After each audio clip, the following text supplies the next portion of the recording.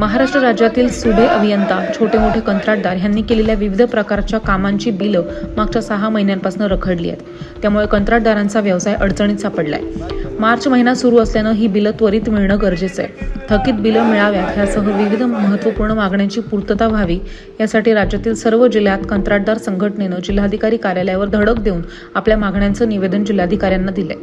लाडक्या बहीण योजनेमध्ये कोट्यावधींचा निधी वळला असल्यानं कंत्राटदार यांची बिलं रखडली आहेत असं आंदोलकांनी सांगितलंय। राज्यातील 3 लाख कंत्राटदार आणि त्यावर अवलंबून असलेला घटक आज आर्थिक संकटात सापडलाय। थकीत देयकं वेळेत मिळाली नाही तर ठेकेदारांवरती आत्महत्या करण्याची वेळ आली असल्याचं रायगडच्या कंत्राटदारांनी यावेळी आपली व्यथा मांडताना सांगितलंय। मध्ये विकास व्हावा म्हणून तेथील आमदारांनी गेल्या काही वर्षामध्ये मोठ्या प्रमाणामध्ये कामं मंजूर केली। कामं मंजूर करत असताना आपला आर्थिक बजेट काय याचा त्यांनी विचार केला नाही। आमच्या ठेकेदारांची हजारो कोटी रुपयाची बिलं थकली असताना याने लाडकी बहीण सारखी योजना आणली। लाडकी बहीण योजनेवरती त्यांना दर महिन्याला साधारण 30-35 हजार कोटी रुपये द्यायला लागतात। इकडे आम्ही काम करणारे ठेकेदार आमचे 45,000 कोटी रुपये तुमच्याकडे शिल्लक असतात, तुम्ही फसवा घोषणा करताय आणि ठेकेदार लोकांना उपाशी मारताय। जसं महाराष्ट्रामध्ये शेतकऱ्यांनी आत्महत्या केल्या तशीच वेळ आता आमच्यावरती येऊ घातलेली आहे। आणि जर कधी तुम्हाला ठेकेदारांच्या आत्महत्या थांबवायच्या असतील तर तुम्ही या बजेटमध्ये ठेकेदारांना भरीव निधी मिळावा याच्यासाठी प्रयत्न करावे अशी आमची सर्व राज्यकर्त्यांना विनंती राहील।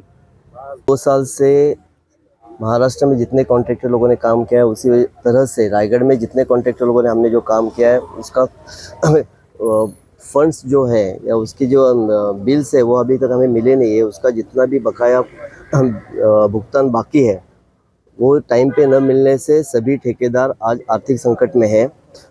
उसका बकाया निधि तुरंत मिलने के लिए आज हमने कलेक्टर सर को एक अर्जी दी हुई है। उसमें हमने उनको रिक्वेस्ट की है कि जल्दी से जल्दी एक मीटिंग लगा के गवर्नमेंट को सूचित करके हमें बकाया निधि जल्दी से जल्दी मिलने के लिए जो शासन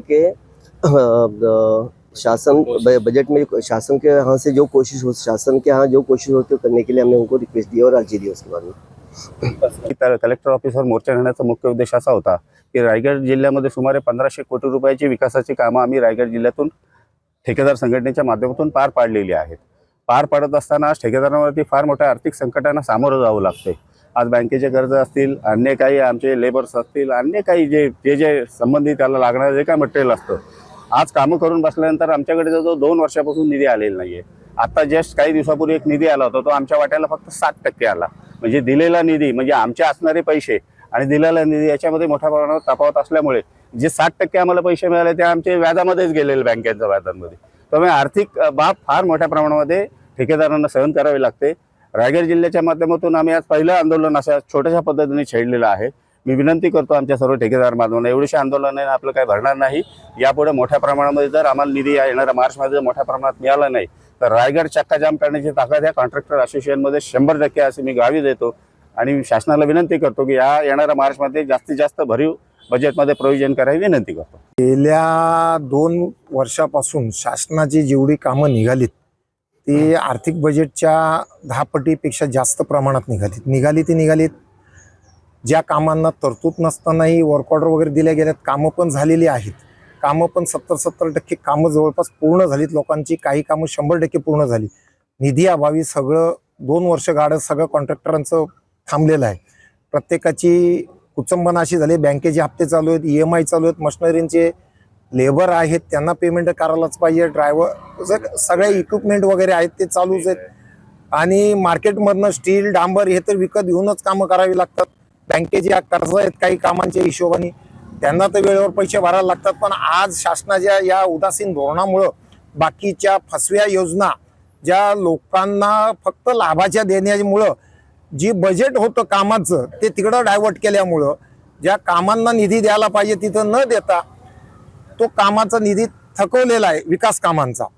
आणि त्याच्यामुळे आज कॉन्ट्रॅक्टर ठेकेदार जे आहेत ते राज्यभर एकदम अडचणीत आलेले आहेत की या मार्चमध्ये तरी मागच्या मार्चमध्ये 0 पैसे, हा मार्च दुसरा आला तरी फक्त वर्षभरात त्यांनी 25% तरतूद केलेली नाहीये। आता मार्च अर्ध्यावर आलाय, बजेटमध्ये अजून तरतूद केल्याचं काही दिसत नाहीये।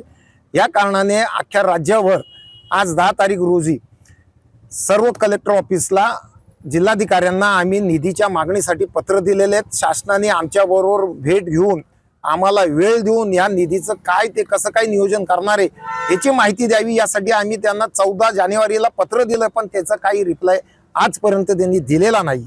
यासाठी हे निवेदन आता दिलेलं आहे आणि आमची थकीत बिलं लवकरात लवकर मिळावी याच्यासाठी हा खटाटोप आहे.